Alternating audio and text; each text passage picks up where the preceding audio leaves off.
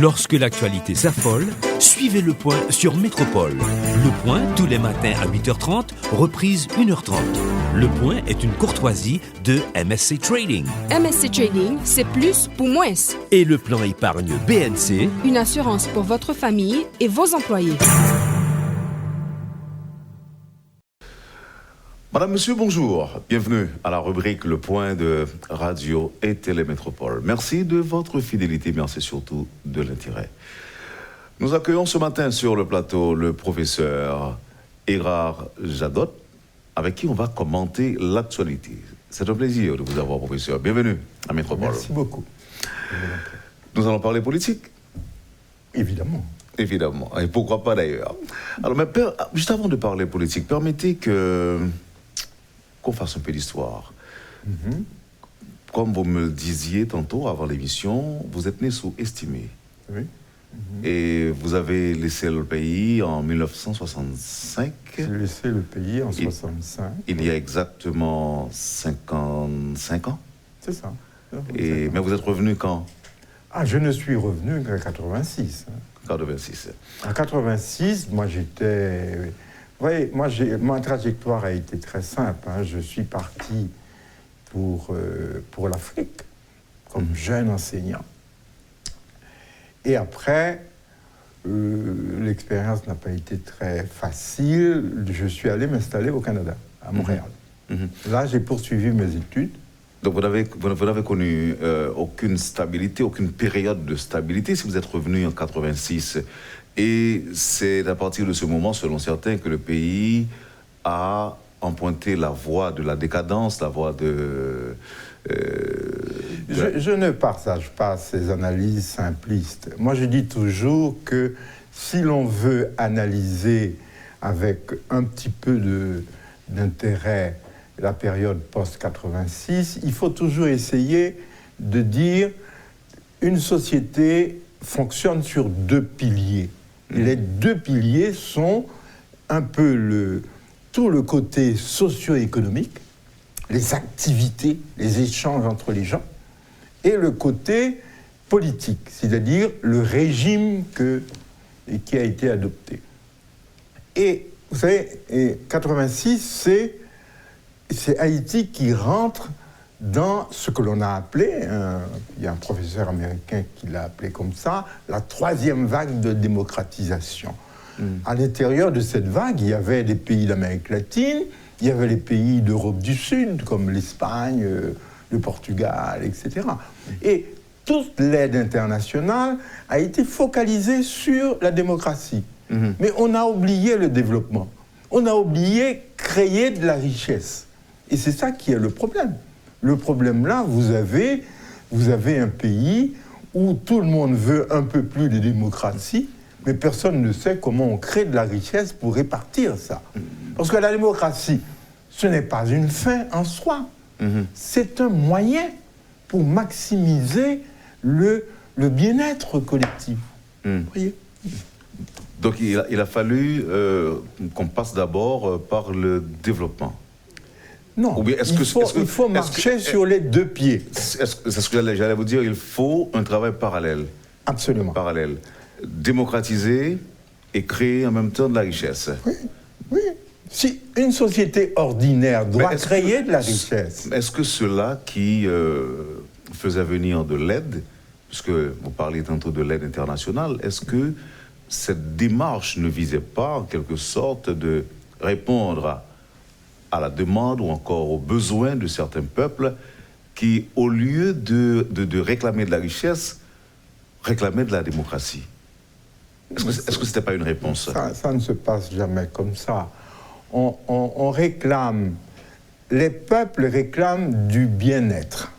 Et essaient, généralement, c'est parce que c'est comme ça, essaient de faire en sorte que les choses, les rapports, se passent de manière, je dirais, transparente et de manière non autoritaire. La caractéristique principale du régime des Duvalier, c'est son caractère autoritaire. Et Duvalier avait choisi, ça c'est un choix, mais il faut considérer ce choix-là, avait choisi d'être un régime, je dirais, un régime capitaliste. D'accord ? Parce que vous vous souvenez, tout de suite après l'occupation américaine, donc 1934, ce qui a caractérisé la vie politique haïtienne, c'est un combat entre des conservateurs comme Duvalier, qui disait la contradiction principale de ce pays, c'est la contradiction entre les élites noires et les élites mulâtres, et qu'il fallait que les élites noires aient une part du gâteau. Et puis vous aviez les marxistes et communistes, type Jacques Roumain, etc., qui, eux, disaient la contradiction principale, c'est plus une contradiction entre les classes urbaines et les classes rurales. Et qu'il fallait maintenant que ce pays se dote d'un contrat pour intégrer les masses rurales qui avaient été considérées comme des rien du tout. D'où l'expression de notre ami français, là, les gens en dehors. Vous voyez ? Votre approche est surtout idéologique, professeur, quand vous parlez des marxistes, léninistes et le choix de Duvalier qui était plutôt porté sur le capitalisme. Mais il y a une question que certains gens se posent très souvent. Pourquoi d'autres pays qui ont pris le chemin de la démocratie, comme Haïti après 86, si vous voulez que j'avance un exemple, je vous parlerai par exemple des Philippines. Pourquoi ces pays-là ont fait du progrès et nous autres, de notre côté, nous sommes, nous sommes dans cette situation? C'est une excellente question. Le Chili, par exemple, est un exemple. Après l'assassinat de Salvador Allende, chez nous, en fait, plus près de nous, en République dominicaine, les dirigeants ont fait aussi un choix, et c'est un choix porteur, ce sont des choix porteurs d'espoir. Et nous autres, en Haïti, 34 ans après la débâcle du régime des Duvalier, on a comme l'impression que l'on piétine. On ne fait que ressasser le souvenir du passé.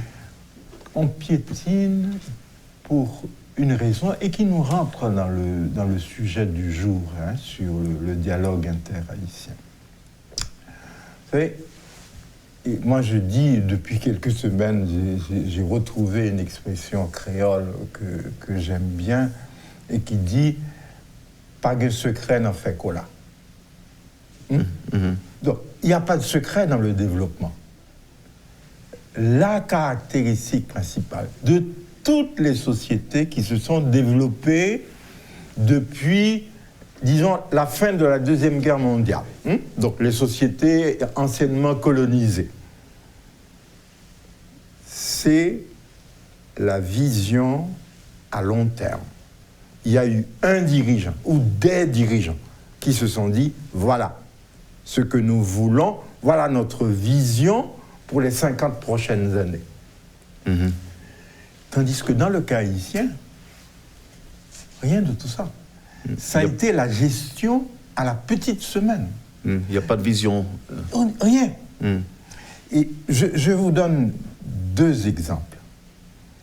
Je prends un des grands rapports sur Haïti qui a été fait et publié en 1972 par l'OEA.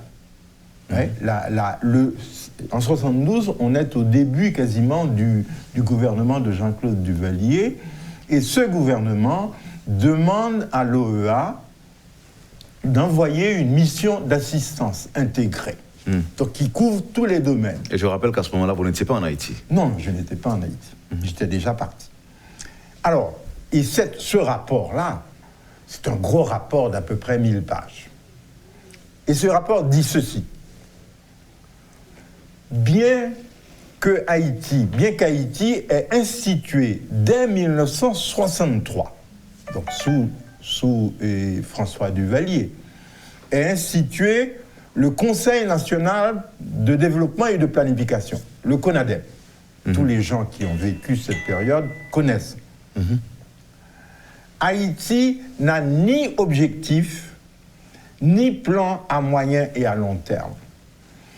elle dispose simplement de programmes annuels d'investissement, donc le budget annuel. Donc il n'y a pas de Vision sur le long terme. Voilà. Et ça, on est en 70, début 70, sous Duvalier. Pour être plus précis, 72. Voilà.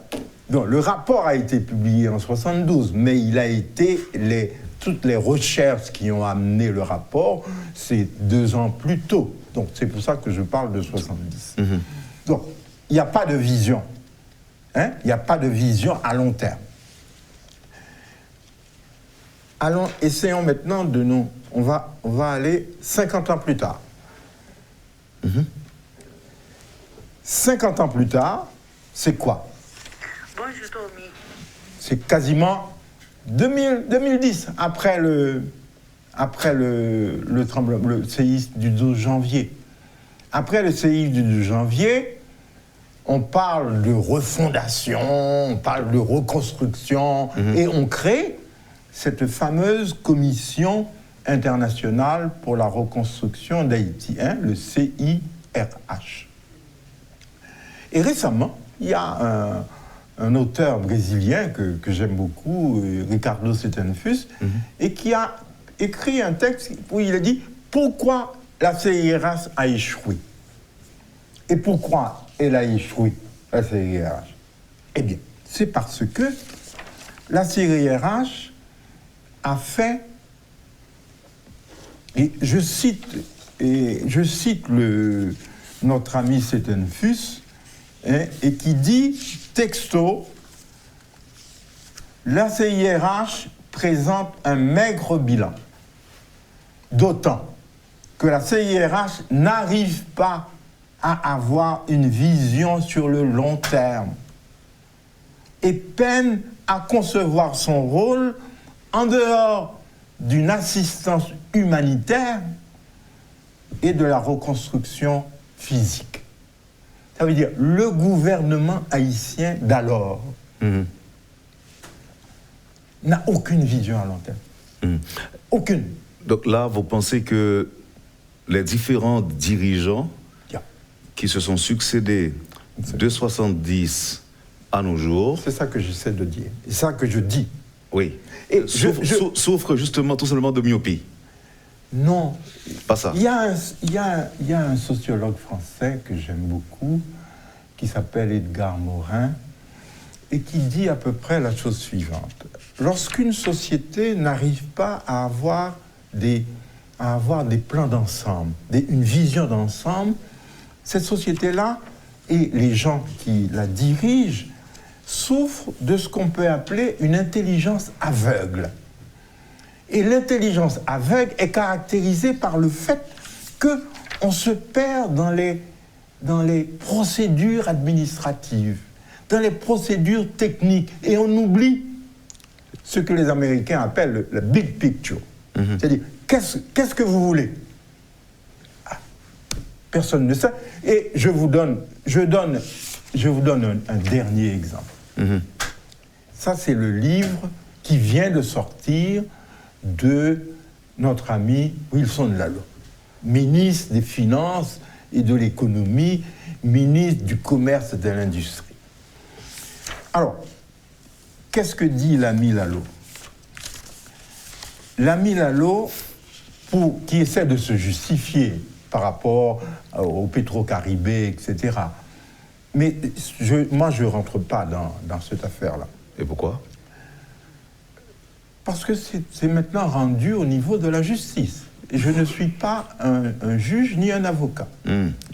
Alors, que dit Lalot? Lalot dit les fonds Petro-Caribé ont été dépensés, d'après le rapport de la Cour supérieure, sur un total de 409 projets, pendant à peu près une période de 8 ans. Vous imaginez, 409 petits projets. Et le fonds a servi de variable d'ajustement politique, au lieu de servir de moteur pour un développement économique. Parce que chaque député, chaque sénateur voulait avoir un projet dans sa ville et dans son village natal. Voilà. Disons que c'était un gâteau, mais chacun voulait sa part. Voilà. Et aucune tentative de penser à quelque chose, à un programme pour accélérer le développement général, le développement global. Non, rien. C'est les petits projets. Donc, on est là. De Jean-Claude Duvalier, 1970, à nos jours, dans une gestion que l'on appelle de court terme. Aucun gouvernement n'a pu et n'a essayé de mettre en marche. Même, écoutez, Michel Martelly, c'est un exemple intéressant. Vous avez toutes sortes de petits programmes, Si Maman Chérie, et des peuples, Corée étudiant. Mais il n'y a pas une politique de protection sociale qui a été définie. Rien.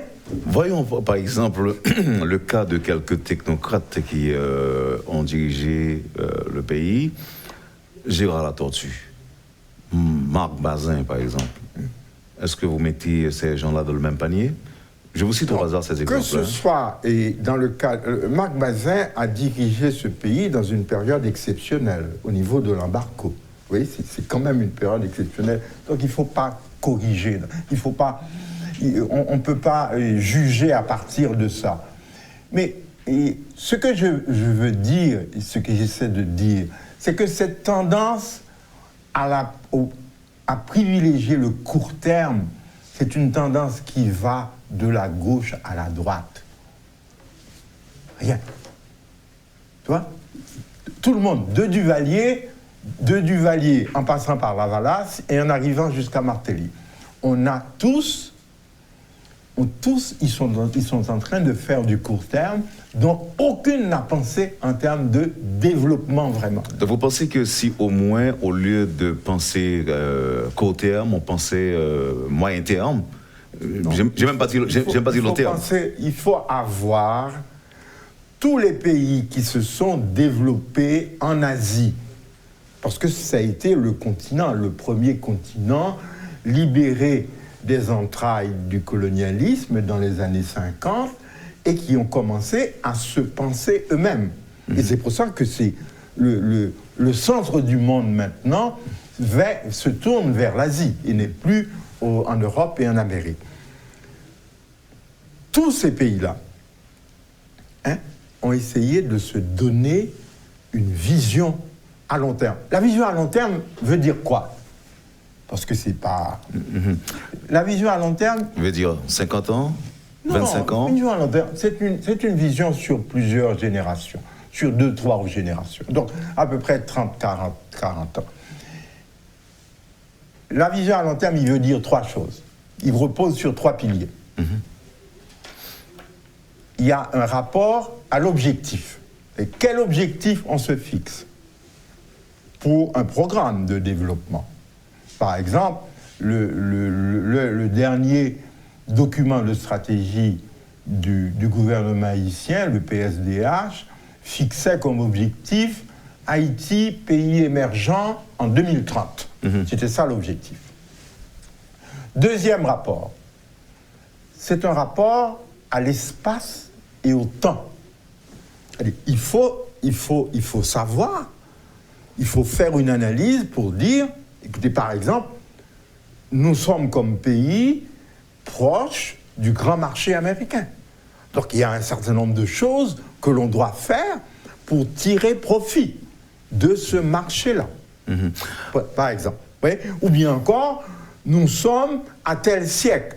Nous sommes, par exemple, dans le siècle du numérique. Donc, nous devons adapter nos objectifs à ça. Est-ce que les plans préparés notamment par le ministère de la Planification et de la Coopération externe ne prennent pas en compte ces considérations-là? Vous ne les avez jamais lues? Je vous donne... Écoutez, j'ai été moi-même l'un des responsables de ce que l'on appelle le DSN-CRP, c'est-à-dire qui était avant 2010, donc je pense que c'est un plan, c'est un document que l'on a travaillé entre 2005 et 2008, d'accord ? Et donc j'ai été secrétaire du secrétariat exécutif qui a fabriqué le document. Mais le document actuel qui fait office de référence dans le cas d'Haïti s'appelle le plan de développement d'Haïti, le PSDH, d'accord ? C'est un document qui a été produit autour de 2010, 2011, 2012 à peu près. C'était un plan quinquennal ou un plan porté sur 25 ans ? Non, c'est un plan, disons c'est un cadre général, ouais, qui fixait comment est-ce que le gouvernement haïtien voyait un petit peu les futurs possibles d'Haïti, mais aucun gouvernement, tous les gouvernements qui sont venus après n'ont jamais voulu rentrer dans ça, dans ce genre de document. À votre avis, c'est pourquoi ? Et c'est pourquoi, intéressante comme question, je crois, les gens pensent que il y a une faculté un peu de dispersion dans le cadre de la politique, du régime démocratique haïtien. On pense qu'il faut récompenser tel député, tel sénateur, avec tel petit bout de route, etc. Donc ce n'était pas nécessaire de se référer à un document de développement. Mais il est là, parce que lorsque vous allez dans une grande réunion internationale, la première chose qu'on demande au gouvernement, est-ce que vous avez un plan, un document de stratégie ? Lorsqu'une grosse compagnie veut investir dans tel ou tel domaine, cette compagnie-là va demander est-ce que le gouvernement a une politique de santé, d'éducation, etc. Êtes-vous en train de nous dire que nous sommes plutôt versés dans l'improvisation, ou c'est parce que l'amateurisme a toujours le dessus, je dirais ? Il y a un peu de tout. Il y a un peu de tout dans tout ça. C'est pour ça que je reviens à ce proverbe créole, pas gain secret n'en fait qu'au là. Je veux dire, mais si vous ne mettez pas d'eau, vous n'aurez pas de cola. On ne peut pas réinventer la eau. Non. Et on n'a qu'à prendre les pays qui ont réussi. Et même les Dominicains sont en train de nous donner un exemple de réussite économique extraordinaire. Et pourtant, il y a 50 ans, on avait le même PIB que la République dominicaine. Et comme suggestion, aujourd'hui, nous devons nous mettre au travail, nous remettre au travail. Écoute, on ne peut pas mettre de côté les fondamentaux du fonctionnement d'une société. Non, ceux qui nous regardent, ou ceux qui nous suivent, qui nous écoutent, qui ont, par exemple, ou encore qui sont animés par la volonté de venir diriger ce pays, quelles leçons doivent-ils tirer de ce que vous êtes en train de nous dire aujourd'hui ? Que diriger un pays, c'est aussi quelque chose qui demande une certaine compétence. On ne dirige pas le pays en distribuant des centaines de milliers de dollars à un sénateur pour un vote. On dirige le pays de plus en plus à partir de politiques publiques. Il y a la politique publique d'éducation, c'est une politique publique. Donc, les gens qui doivent monter ça doivent avoir une compétence dans ce domaine-là. Non, mais là, que ce soit l'éducation ou la santé. Vous êtes en train d'accuser les dirigeants, je veux dire les premiers ministres et les présidents. Évidemment, ce sont eux qui distribuent. Mais et ceux qui reçoivent? Est-ce que cette démarche ne suppose... En fait, est-ce qu'il ne faut pas penser à éduquer l'électorat haïtien et aussi, dans le même temps, à faire comprendre à ceux qui sont appelés à devenir législateurs qu'ils ont un travail à faire et qu'ils ne sont pas là pour monnayer leur vote. Non, écoutez, il faut faire une petite distinction entre ce que j'appelle les gouvernants et les gouvernés. Mm-hmm. Les sociétés sont les sociétés modernes et contemporaines sont construites sur cette base-là. vous avez un petit groupe de gens très actifs qu'on va appeler les gouvernants. C'est-à-dire qui occupent des positions au niveau de l'appareil politique et économique. De même que vous avez une élite économique qui n'a rien à voir avec le gouvernement et qui sont des personnes qui ont des productions, qui produisent. Allez, un fabricant de cola n'a rien à voir. C'est quelqu'un qui a investi dans une fabrique de cola et qui fabrique un cola. Le cola, s'il plaît, si c'est un produit d'une certaine qualité, il va plaire, et puis la demande va lui permettre de vendre son cola. D'accord?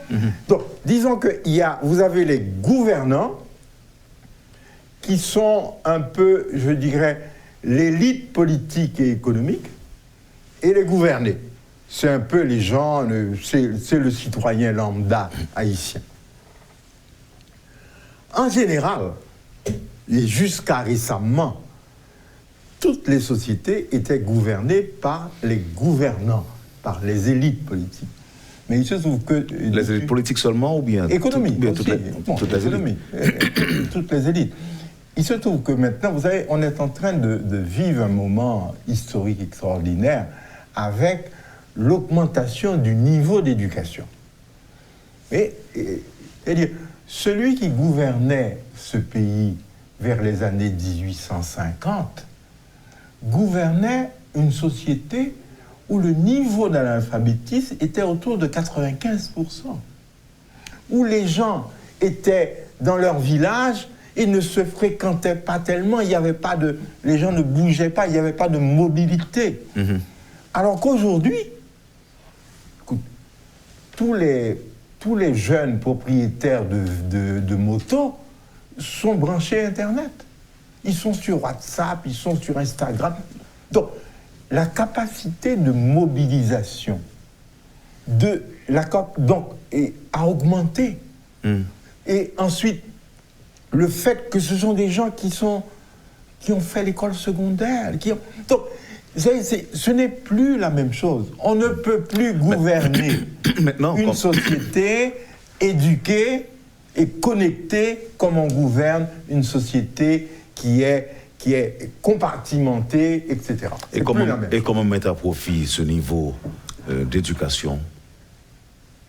Intéressant. C'est une question intéressante et fondamentale. Pourquoi? Toutes les études qui ont été faites récentes montrent que le 21e siècle, donc le siècle, on est dans ce 21e siècle, mais qui commence, qui est jeune, qui a à peine 20 ans, montre que on se dirige vers des sociétés qui doivent être gérées de plus en plus à la base. C'est-à-dire qui ne font plus confiance aux grandes structures de type étatique. Et la gouvernance au XXIe siècle sera une gouvernance de proximité. Donc, ce qui est important pour toutes les sociétés, y compris la société haïtienne, c'est de faire en sorte que les 140 municipalités de ce pays aient des plans de développement pluriannuels et que les élites locales soient vraiment celles-là qui dirigent ces entités-là. Parce que ce qui compte, c'est ça. Vous parlez là de décentralisation. Oui. Donc, décentralisation, c'est un mot que l'on n'emploie pas, mais on parle vraiment de gouvernance locale. Il est important, écoutez, je vais vous dire, dans les années 95-96, j'étais consultant au PNUD et j'ai travaillé à Port-de-Paix et sur un projet, une vaste enquête, une enquête sur le réseau des écoles primaires et fondamentales du département du Nord-Ouest. Parce que, je ne sais pas si vous vous souvenez, et au retour du gouvernement d'Aristide, et donc en 1995, et la perception courante était que les boat people venaient du département du Nord-Ouest, d'accord, pour se diriger vers Miami ou bien vers les Bahamas, et qu'il fallait faire quelque chose de spécial pour le département. Donc, et au retour d'Aristide, un organisme comme le PNUD et l'UNOPS ont installé une équipe à Port-de-Paix et ont mené une enquête quantitative et qualitative sur le réseau des écoles fondamentales. Et on était arrivé à avoir comme résultat de l'enquête vraiment une espèce de dossier sur les écoles fondamentales de chacune des 10 communes du département. Donc, il était possible à ce moment-là, à chaque municipalité qui était consciente, d'avoir une politique éducative communale, par exemple, qui dirait, par exemple, cette année, nous allons prioriser la disponibilité de l'eau courante dans toutes les écoles. Ou bien, nous allons prioriser le sport dans toutes... Donc, et c'était quelque chose de formidable comme outil. Cette semaine, on a reçu à Métropole la visite d'une octogénaire et qui voulait me poser, ou encore me faire quelques suggestions. Elle s'est posé la question à savoir pourquoi elle n'a jamais entendu parler d'un plan économique, de plan de développement économique pour Haïti, mais préparé par des experts. Préparé par des experts. Oui, une octogénaire. D'accord. Si c'est à vous qu'elle s'adressait, qu'est-ce que vous lui auriez dit? Non, parce qu'elle est mal informée. Il existe des plans. Je veux dire, le PSDH, c'est un plan de développement. Il y a plus. Et ça, c'est très curieux. Hein. Il faudrait que quelqu'un... je vais essayer d'étudier ça. Vous savez qu'il y a, vers 2014-2015, hein, il y a une ONG, je pense, scandinave, qui s'appelle le Consensus de Copenhague, qui s'est mis en tête de faire une étude sur Haïti pour aider Haïti à se donner des priorités. Parce que c'est un des problèmes des pays comme Haïti, c'est-à-dire il y a tellement de problèmes à régler que personne ne sait où mettre la priorité des priorités. Et ils ont pu trouver un financement du gouvernement canadien, hein, c'est quand même pas mal ça, et ont passé 2 ou 3 ans à faire des études de coûts-bénéfices sur un certain nombre de projets. Et ils ont abouti à un ensemble vraiment extraordinaire de 60 projets prioritaires pour Haïti et qui en termes de calcul coût-bénéfice, sont capables de rapporter 1000 fois plus que ce qui a été dépensé pour mettre en œuvre. Mais ça existe. 60 projets, vous avez dit. Il y a une soixantaine. Hein. Il y a même plus, je crois. Mais ça veut dire que les plans de développement existent, mais ils sont dans les tiroirs. Et les hommes politiques, les acteurs politiques haïtiens... ne veulent pas les exploiter. Non, il y en a peu qui lisent. Donc, si ce sont de mauvais lecteurs, ce sont aussi de mauvais développeurs. On va observer la pause. Au retour, on va parler très certainement de l'échec des pourparlers politiques. Tout à fait, tout à fait. Vous suivez, madame, monsieur, la rubrique Le Point de Radio et Télémétropole. Notre invité ce matin, le professeur Edgar Jadot. Ne quittez pas, on vous revient tout de suite après la pause.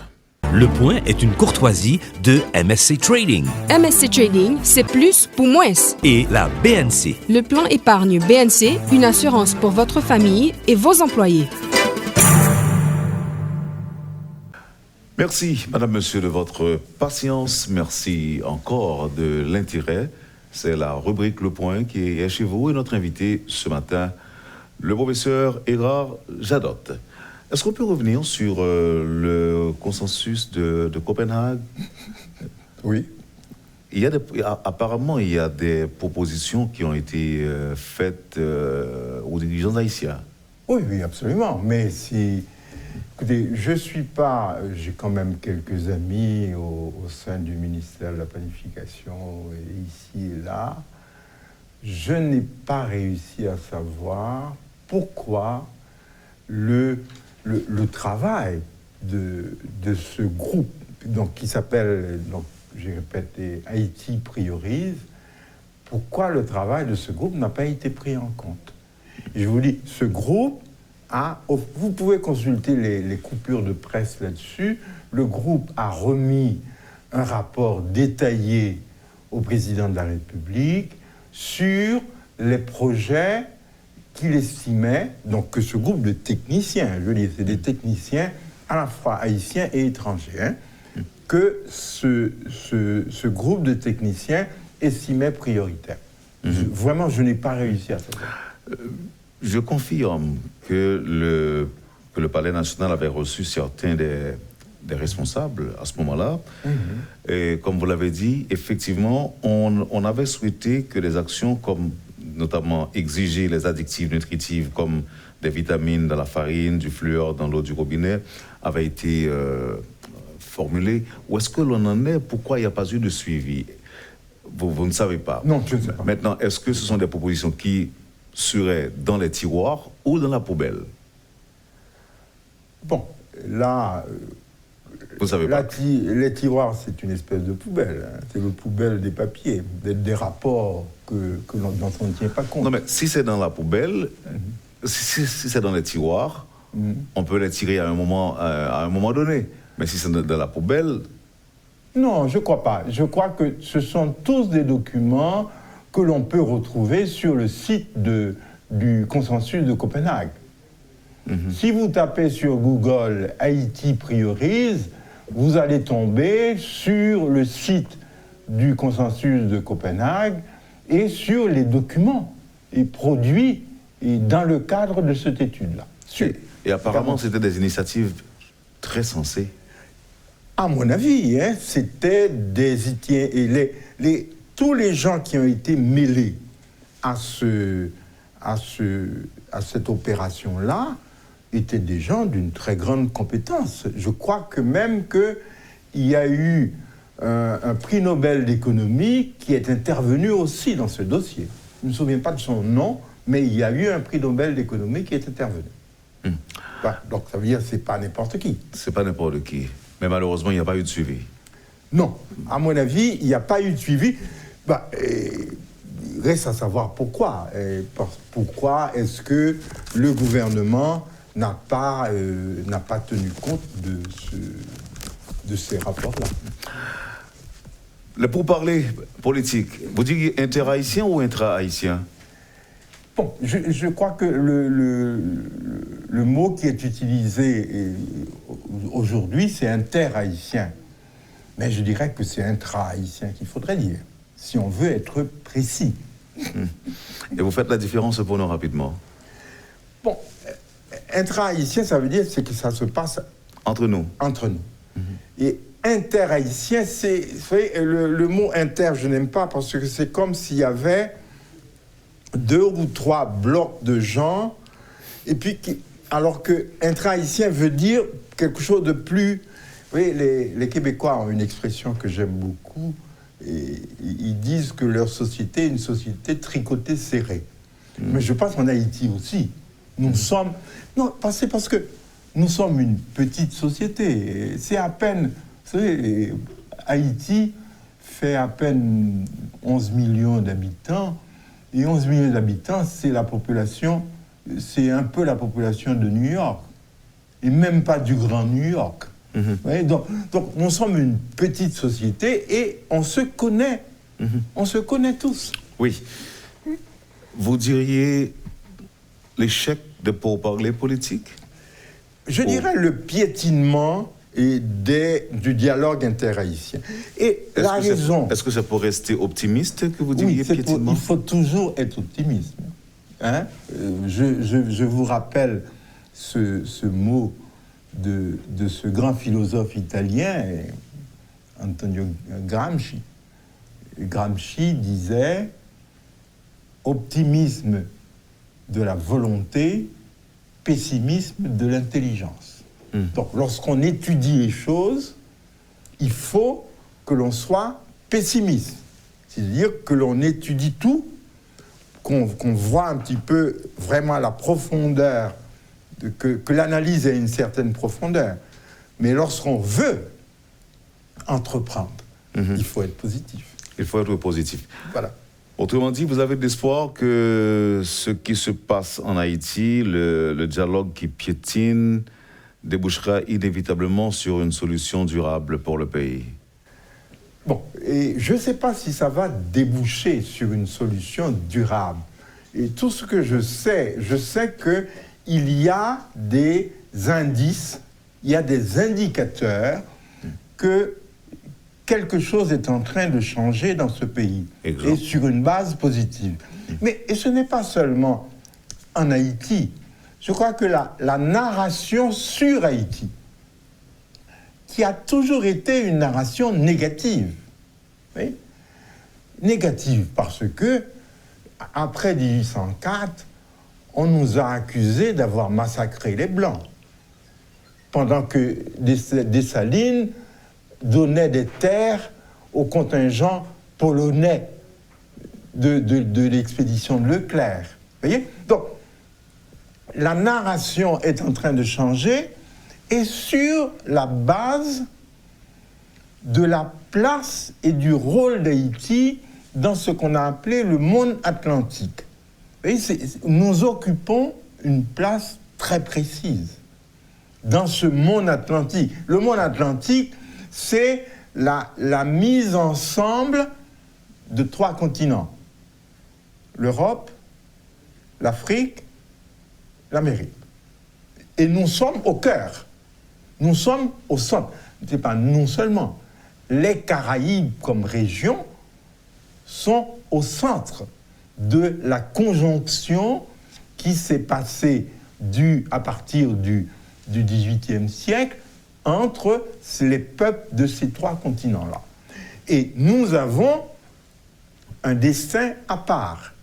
Vous savez, nous avons l'État-nation d'Haïti, c'est une communauté d'héritage et une communauté de destin. Pour l'héritage, c'est un héritage sur lequel nous ne pouvons pas cracher. C'est-à-dire, nous représentons l'espace et le peuple qui a réalisé la seule révolution victorieuse contre l'esclavage. Il n'y a pas d'autre. Donc, cet héritage-là, nous avons à le préserver. Mais pourquoi, selon vous, le dialogue piétine?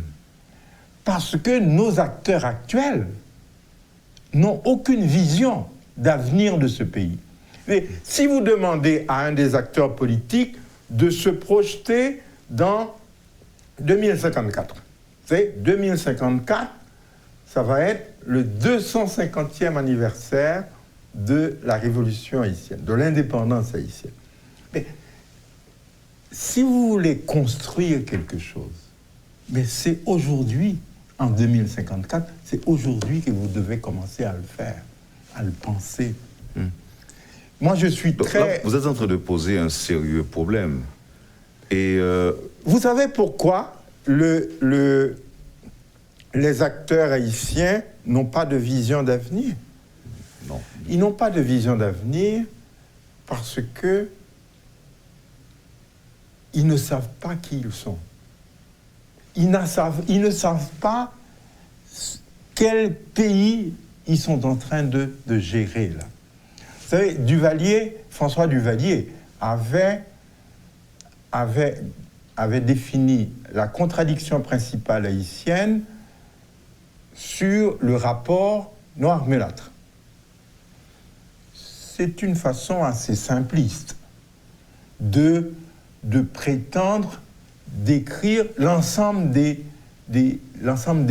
contradictions et du conflit social qu'il y a dans un pays comme Haïti, qui est un pays d'une extraordinaire richesse culturelle et sociale. Depuis ce moment-là, la politique haïtienne n'a pas changé. La perception. Alors, j'ai un petit problème. Lequel, pour rester optimiste, vous avez dit que vous n'allez pas parler d'échec de pourparlers, mais plutôt... de piétinement. De piétinement. C'est ça. Vous avez dit aussi qu'il y a de l'espoir. Oui. La narration est en train de changer. Absolument. Et dans le même temps, vous dites que nos dirigeants n'ont pas de vision. N'ont pas de vision. Mais c'est comme s'il y a, je dirais, vous êtes habité par le doute. Il y a le doute. Ce serait osé de parler d'incohérence, mais je suis un petit peu perdu. Si ça piétine, au lieu de dire qu'il y a de l'échec tout simplement, vous dites que le discours piétine pour rester optimiste. Et dans le même temps, vous estimez que nos dirigeants n'ont pas de vision. Mais si ça piétine, et là encore, vous dites qu'il y a de l'espoir. Je suis un peu perdu, professeur. Non, mais c'est parce que, écoutez, une société est faite de différents acteurs. C'est-à-dire, la naissance même du mouvement des pétro-challengers montre que l'on a affaire à des acteurs haïtiens, de jeunes, éduqués, connectés, et qui sont l'espoir de ce pays, qui sont les dirigeants de demain. Donc, que par exemple, mon ami Arnold Antonin ait fait un film sur comment les Haïtiens regardent la mer MER, c'est-à-dire la marine. Mais ça veut dire que, au moins pour une fois, on a quelqu'un et un ensemble de personnes qui disent ce pays est une moitié d'île et nous ne pouvons pas ne pas être intéressés à ce que l'on appelle maintenant dans les grands rapports internationaux l'océan bleu, l'économie bleue. Okay. Parce que les nouvelles richesses du monde se trouvent dans la mer, dans les profondeurs marines. Je comprends. Vous voyez ? Donc, de même qu'on ne peut pas ne pas s'intéresser au changement climatique et à la révolution environnementale. Or, il n'y a personne qui s'occupe de ça. Alors, ma confusion vient du fait que je n'ai pas bien cerné ce que vous nous disiez, professeur. Parce que si on avait des dirigeants ayant une vision, on parlerait d'échec ou de piétinement. On ne parlerait pas de ça. On ne dirait pas ça. Non. Non, si les dirigeants, si les acteurs, c'est pour ça que je ne parle pas de dirigeants, moi. Parce que dans ces négociations-là, il y a un peu de tout. Oui. D'accord ? Disons, les acteurs politiques. S'ils étaient des visionnaires. Ils se seraient entendus. Pourquoi ils ne s'entendent pas ? C'est parce que s'ils raisonnent sur le court terme, l'idée est donc de partager le gâteau. Mais le gâteau, il est déjà tout petit. Tandis que s'ils raisonnent à 50 ans ou à 40 ans, à ce moment-là, ils peuvent dire « nous allons construire ensemble quelque chose ». Je vous donne un exemple. Moi, je pense, vous savez que, je ne sais pas si vous avez été dans les Antilles françaises récemment, et si vous avez visité la Guadeloupe. La Guadeloupe, les Français ont érigé un mémorial sur l'abolition de l'esclavage. D'accord ?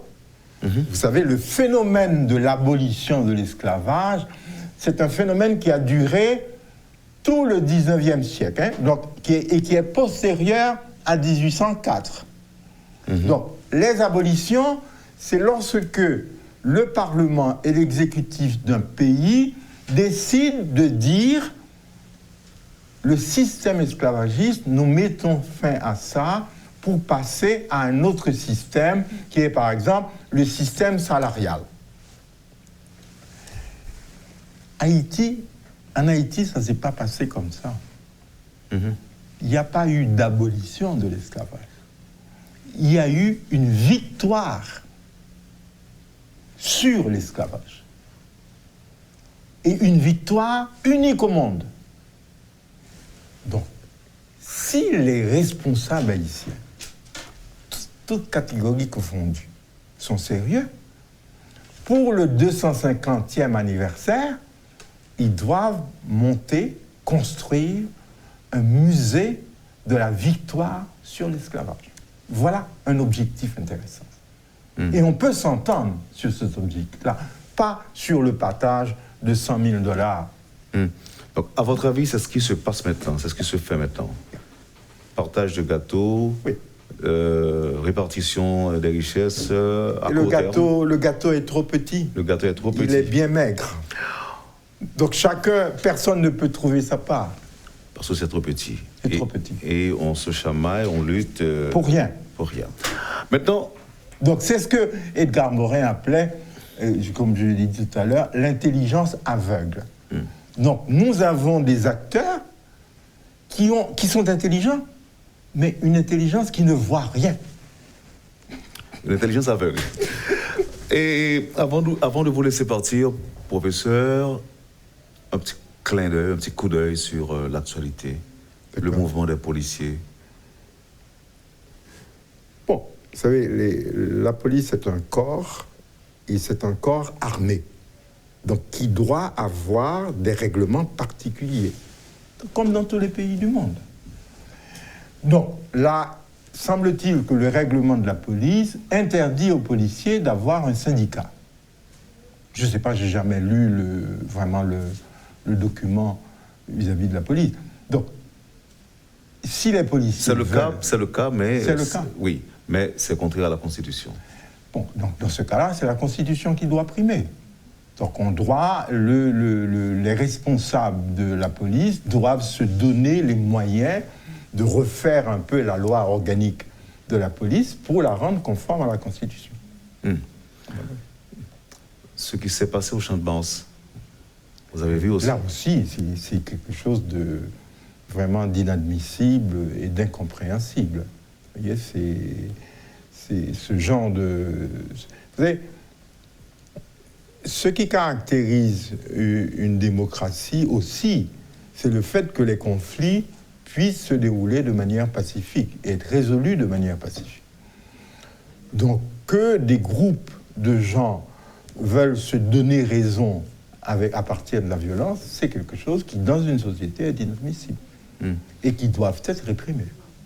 À votre avis, on ne serait pas prêt en fait, selon certains, il semble qu'on n'est pas prêt à résoudre nos différends, nos problèmes de manière pacifique. Non, au contraire, je trouve que on a résolu pas mal de difficultés de manière pacifique depuis 50 ans. Vous voyez, donc il faut faire confiance à la créativité des gens. Vous voyez, c'est pour ça que moi Comment je suis faire confiance à la créativité des gens si on n'a pas de vision? Mais la vision, ça se construit. C'est pas la vision, ce n'est pas une espèce de, comment je dirais, quelque chose que l'on a enfermé comme ça dans une boîte noire. Non. On peut décider, nous deux, ou bien avec les responsables de cette station de radio-télévision, d'avoir une vision de cette station-là. C'est un travail que l'on peut faire à l'espace d'un mois. Oui. Donc, si les responsables actuels, et il y a des responsables futurs, moi j'écris et pour les responsables à la fois actuels et futurs, en disant, voilà. Vous avez parlé tantôt de votre passage au ministère de la Planification et de la Coopération externe. Oui, j'ai travaillé comme consultant, là.